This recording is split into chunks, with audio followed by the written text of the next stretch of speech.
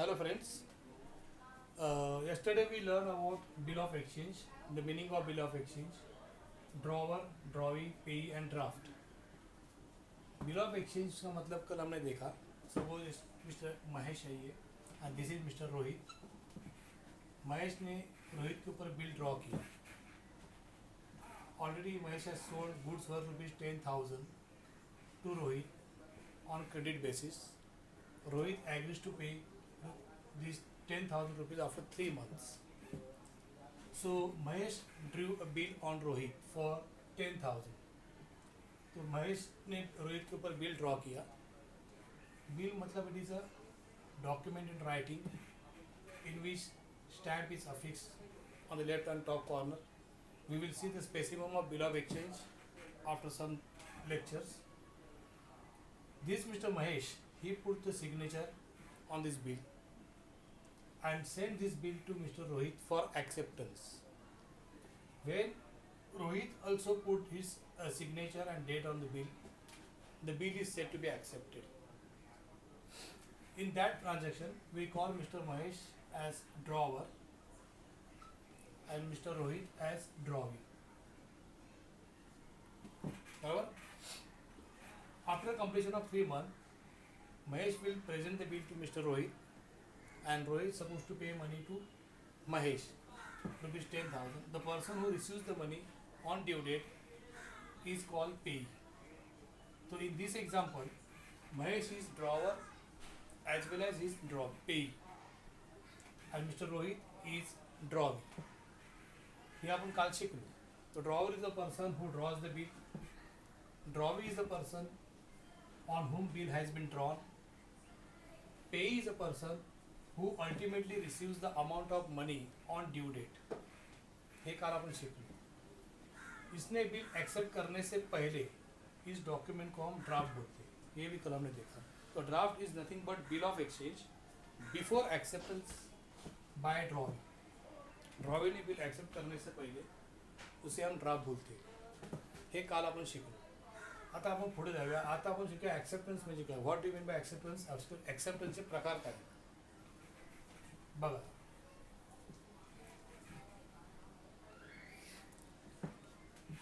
हा महेश है, हा रोहित है. महेश ने इसको उधार में माल बेचा. इसने 3 महीने के बाद पैसा देने का वादा किया. ही इज़ रेडी टू पे आफ्टर 3 months. तो इसने उसके लिए रायटिंग में एक बिल ड्राफ्ट किया. लिहून घेतलं त्याच्याकडनं की 3 महिन्यांनी तुम्हाला पैसे द्यायचीच. एका कागदावर लिहून घेतलं. त्या कागदाला आपण बिल ऑफ एक्सचेंज म्हणतो. मराठीमध्ये त्याला हुंडी म्हणतात. मराठी में, हिंदी में उसको हुंडी बोलते हैं. इंग्लिश में भी call it as bill of exchange. So Mahesh इसने बिल ड्रॉ किया. इसने एक्सेप्ट, तो इसको एक्सेप्ट करना जरूरी है. When he draws the bill, he is called drawer. He also put the signature. But ये बिल जब इसके पास भेजेगा तो he has to put signature here by writing the word accepted. This process is called acceptance of bill. When drawee accept the bill, it become his liability that he has to pay 10,000 after 3 months.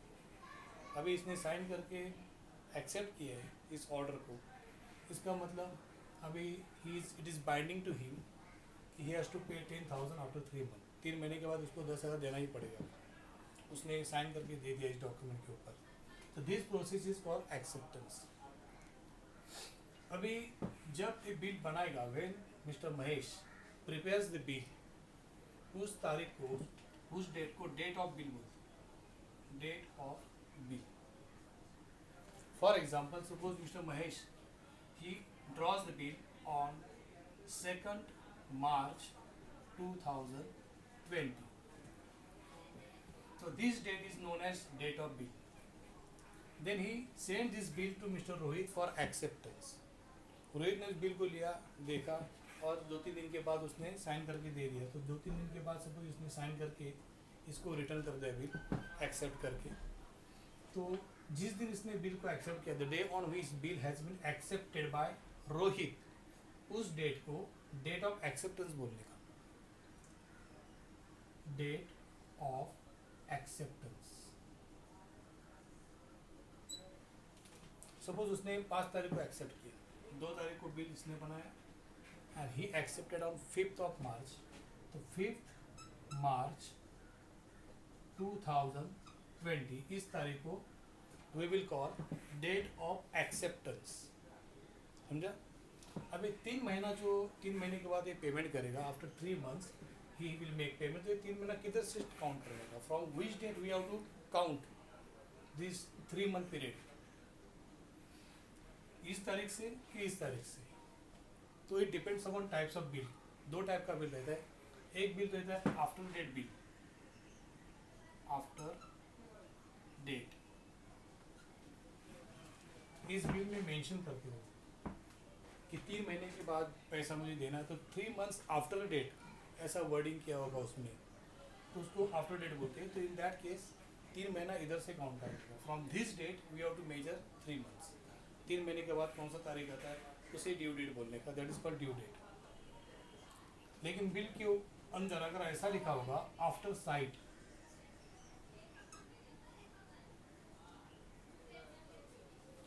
if it is clearly mentioned in the bill that 3 months after sight pay to me 10,000 rupees so and so, order is given by this Mahesh to Rohit। तो after sight अगर इधर लिखा होगा तो that is after sight bill. Then 3 month period is counted from this date. इधर से count करने का 3 महीना, और 3 महीने के बाद जो डेट आएगा उसे ड्यू डेट बोलते हैं। समझा?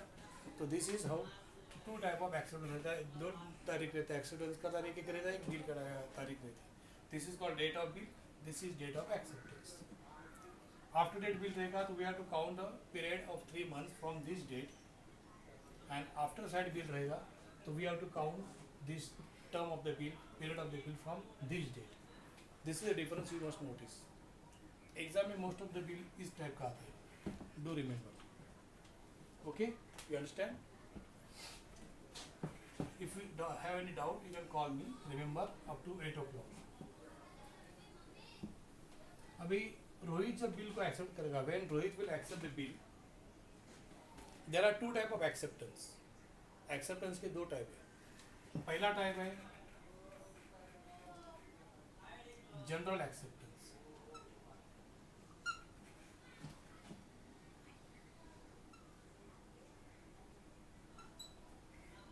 which is also known as clean acceptance।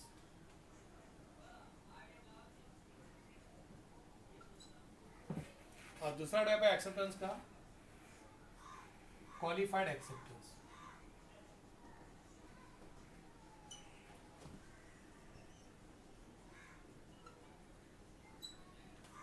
which is also known as conditional acceptance।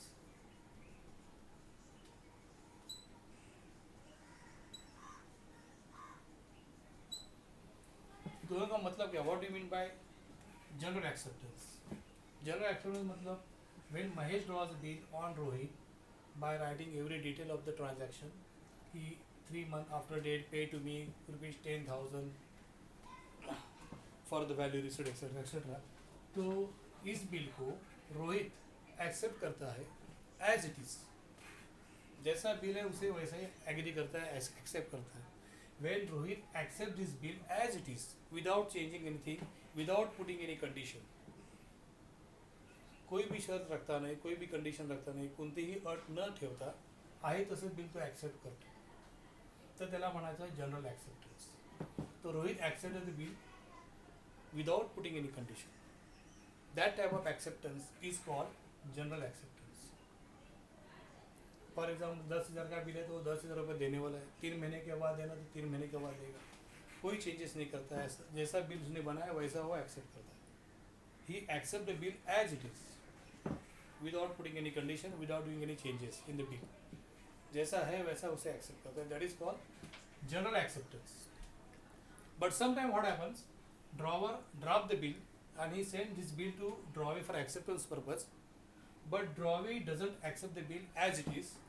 He accepts the bill but by putting some conditions. He put some conditions and then he accepts the bill. Then that type of acceptance is called conditional acceptance, that is qualified acceptance।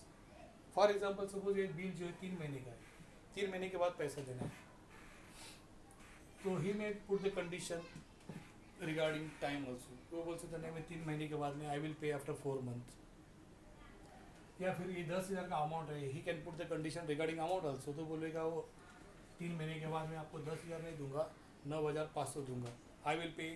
I will accept this bill for 9,500 only. So he can put condition. If that condition is accepted by this person, then he will put the signature. Such acceptance is called qualified acceptance. So there are two type of acceptance: general acceptance, conditional acceptance. But Ravi has to accept the bill, but he can accept the bill as it is. Then it is called, when he accepts the bill as it is, then it is called general acceptance. And when he accepts the bill by putting some condition, then it is called conditional acceptance. अशा प्रकारे दोन प्रकारचा acceptance असतं. हा धडा जसा जसा मी शिकवीन, एक एक लेक्चर तुम्ही बघत जाल, हळूहळू हा धडा तुम्हाला सोपा वाटायला लागेल. सुरुवातीला तुम्हाला तो कठीणच वाटणार. कोणताही धडा शिकताना स्टार्टिंगला तुमच्या मेंदूवर ताण येतो, नवीन नवीन शिकता. You will find it difficult in the beginning, but later on it will become easy. For that you have to take hard effort right now. आता कष्ट घ्या, मेहनत घ्या, नीट शिकून घ्या, पुन्हा पुन्हा हे व्हिडिओ क्लिप बघा, नीट समजून घ्या. And then if you have any doubt you can call me. Okay. तर आता जे शिकवलं त्यात तुम्हाला कळालं की ॲक्सेप्टन्स म्हणजे काय, टाईप्स ऑफ ॲक्सेप्टन्स म्हणजे काय, आफ्टर रेट बिल म्हणजे काय, आफ्टर साईड बिल म्हणजे काय. I hope you understand this thing. आता आपण बघूया टर्म ऑफ द बिल म्हणजे काय. टर्म म्हणजे पिरियड. साधी गोष्ट आहे की ह्या ट्रान्झॅक्शनमध्ये mister Mahesh is a seller, mister Rohit is a buyer. Mahesh sold goods worth ₹10,000 to Rohit on credit basis. So in this credit transaction, Mahesh become creditor and Rohit become debtor. बराबर. So creditor draws the bill on debtor. Debtor accepts the bill. He draws the bill. Therefore, we call this person as drawer. He accepts the bill. He is known as drawee. So he agrees to pay after 3 months. तो bill में mention किया 3 महीने के बाद he will pay the bill. तो ये 3 महीने का जो पीरियड है उसे टर्म बोलते हैं. This is called term of bill. Term मतलब पीरियड, कालावधि. कितने दिन का कालावधि. After how many period term, how many duration. This is the duration of bill. So this duration of bill can be mentioned in the form of months. Sometime it may be mentioned in the form of days also. कभी कभी days में भी बोलते हैं, जैसा 40 days after date, 80 days after date, pay to me, so and so, like that. So term of the bill can be in the form of month, or it can be in the form of days also. So that is called term of the bill. Okay, you understand? Maybe.